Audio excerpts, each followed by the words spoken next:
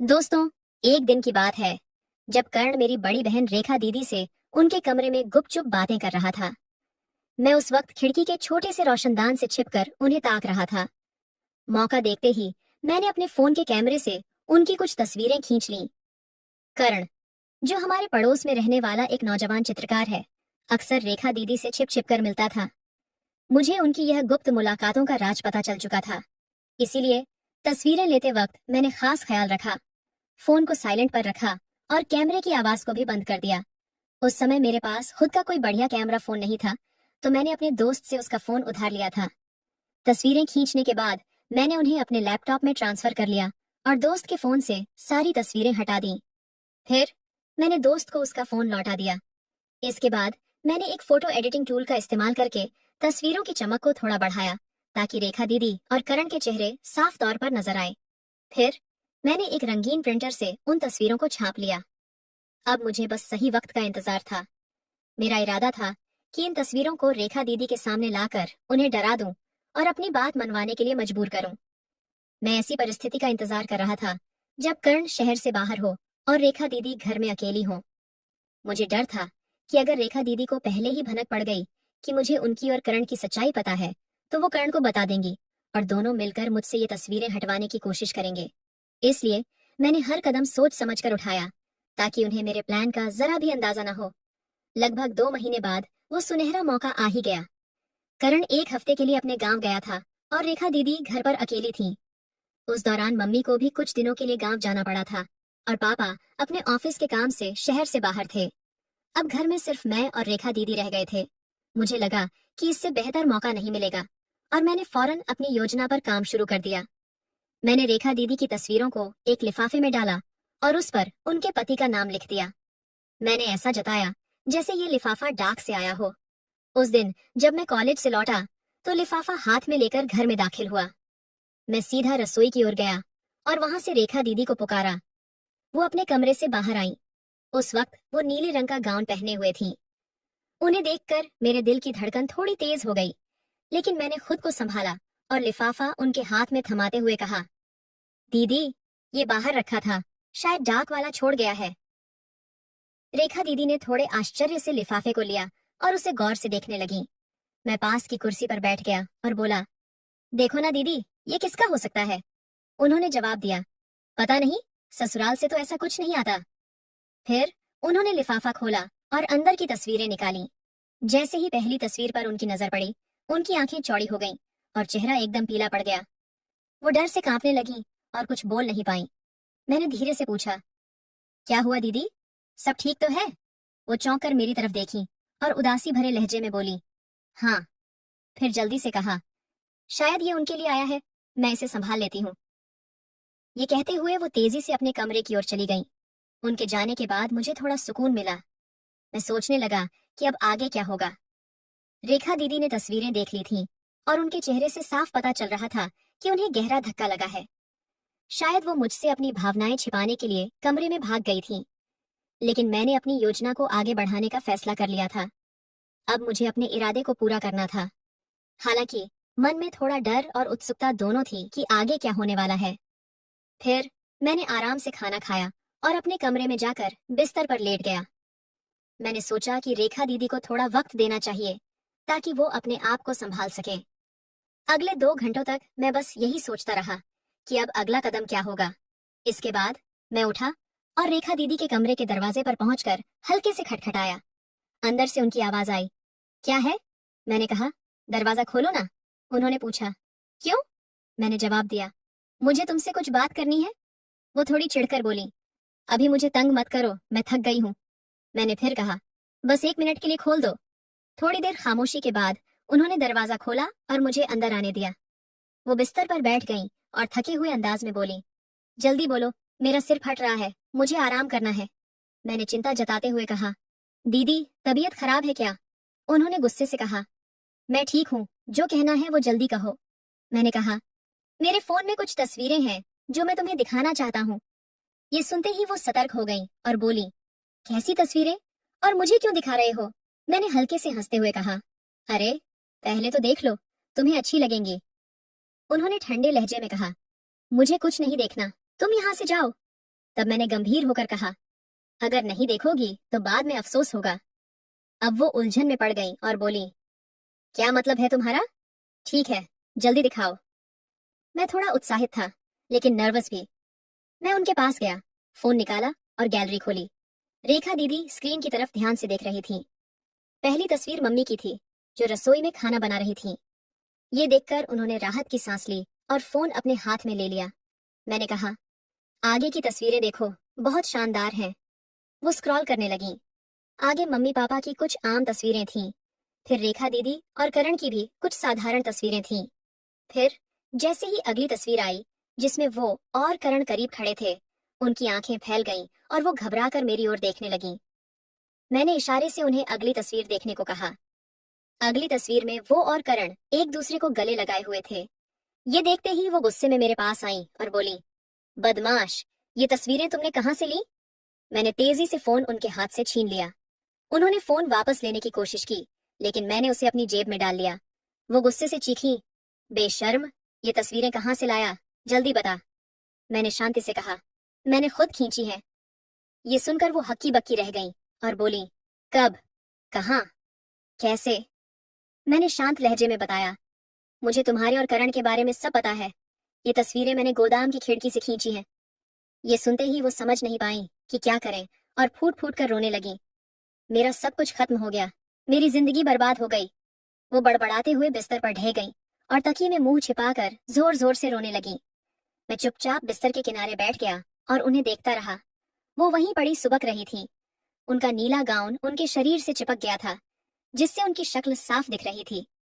कुछ देर बाद जब उनका रोना थोड़ा कम हुआ, मैंने उनके कंधे पर हाथ रखा और कहा, दीदी, अब बस करो, उठो।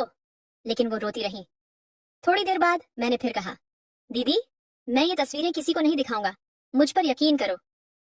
ये सुनकर उन्होंने धीरे से सिर उठाया और मेरी ओर देखा। उनके चेहरे पर गुस्सा साफ दिख रहा था। मैंने कहा, जैसी हो वैसी ही देख रहा हूं। वो तिल मिलाकर बोली, क्या मतलब है तेरा? मैंने कहा, जिस तरह तुम करण के साथ रहती हो उसी की बात कर रहा हूँ। उन्होंने गुस्से से कहा, तू मुझसे ऐसी बेहुदा बातें कैसे कर सकता है? मैं तेरी दीदी हूँ। मैंने शांत स्वर में कहा, क्या ये बात गलत है? वो झल्ला कर बोली, करण के साथ जो होता है वो अलग है, लेकिन तू मेरा भाई है, तुझे ऐसा नहीं कहना चाहिए। मैंने उन्हें ताना मारते हुए कहा, जब करण के साथ थी तब तुम्हारी इज्जत कहाँ गई थी? इस पर उन्होंने गुस्से से जवाब दिया, उसने मुझे मजबूर किया था।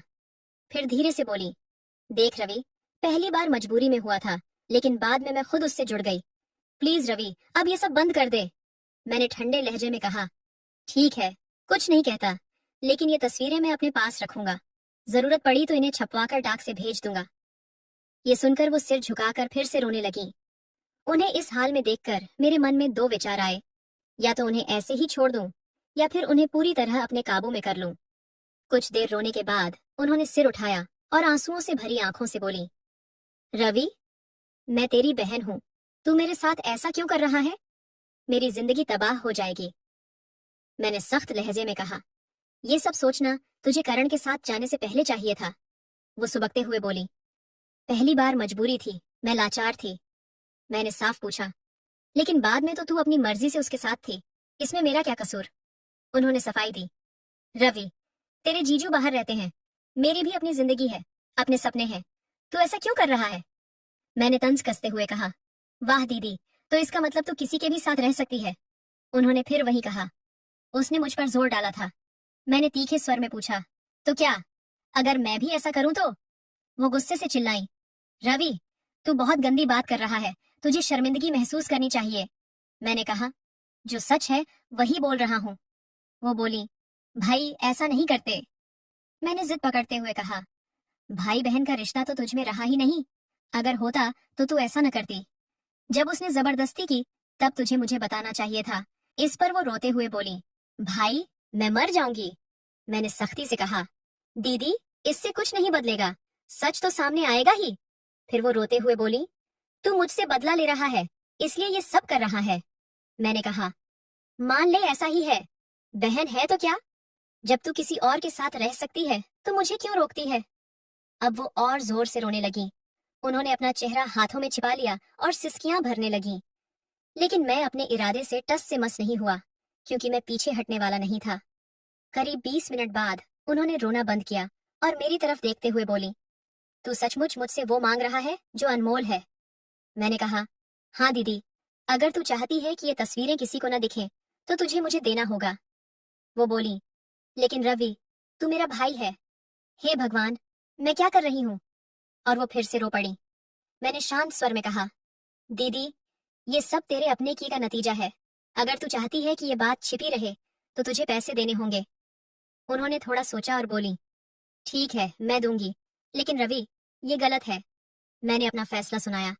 दीदी, तू जैसी है वैसी ही रहेगी। मुझे बस करण के साथ तुझे देखकर गुस्सा आता था, लेकिन अब जो मैं चाहता हूँ वही होगा।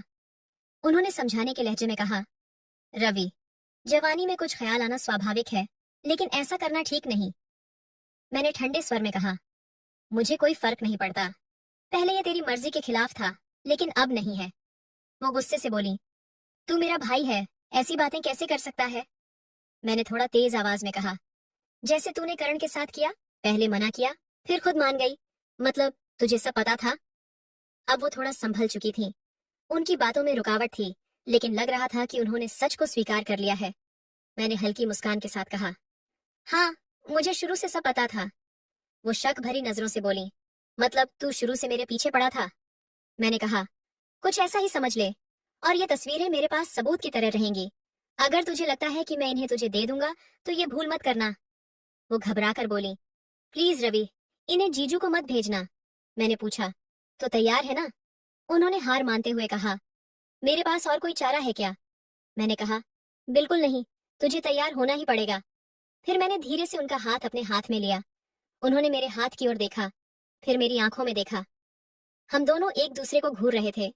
उनकी आंखें लाल थीं और चेहरा सूजा हुआ था, लेकिन वो मुझे हमेशा की तरह आकर्षक लग रही थी।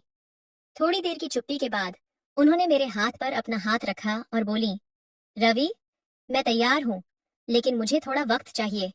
ये कोई छोटी बात नहीं है। मैं इसके लिए अभी तैयार नहीं हूँ। मुझे थोड़ा समय दे, मैं बहुत थक गई हूँ। उनकी बात सुनकर मैं सोच में पड़ गया। फिर सोचा, उन्होंने हाँ तो कह ही दी है, अगर उन्हें थोड़ा आराम करने दूं तो क्या बिगड़ जाएगा? इससे वो मानसिक रूप से तैयार भी हो जाएंगी। मैंने कहा, ठीक है दीदी, तुम आराम कर लो, मैं 2 घंटे बाद आता हूँ, लेकिन तब कोई बहाना नहीं चलेगा। फिर वो करवट लेकर तकिए में मुंह छिपा ली। मैं चुपचाप कमरे से बाहर निकल गया। बाहर आते ही मैं खुशी से उछल पड़ा। मेरा मकसद पूरा हो गया था।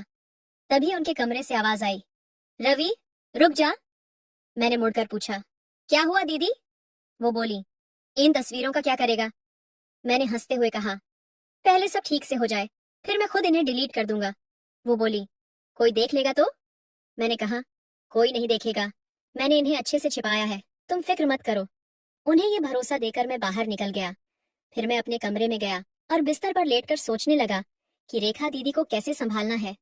करीब 1.5 घंटे बाद मैं उठा, नहाया और आरामदायक कपड़े पहन लिए, एक ढीली टी शर्ट और शॉर्ट्स।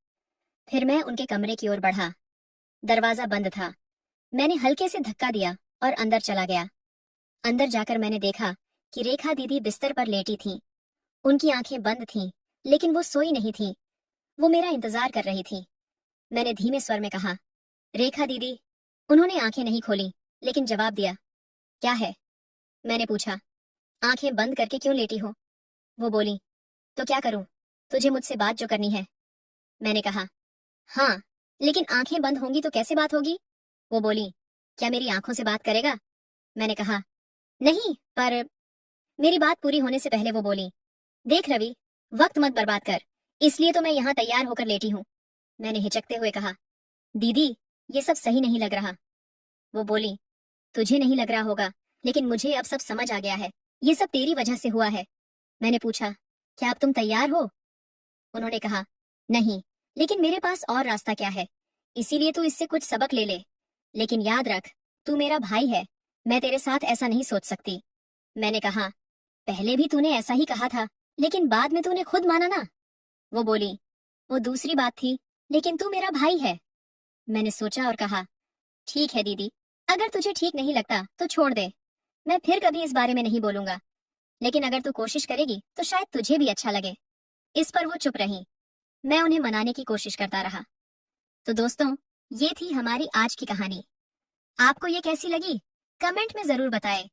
अगर पसंद आई हो तो लाइक करें और अपने दोस्तों के साथ शेयर करें। ऐसी ही रोमांचक कहानियों के लिए हमारे चैनल को सब्सक्राइब करें और बेल आइकन दबाना न भूलें ताकि आप कोई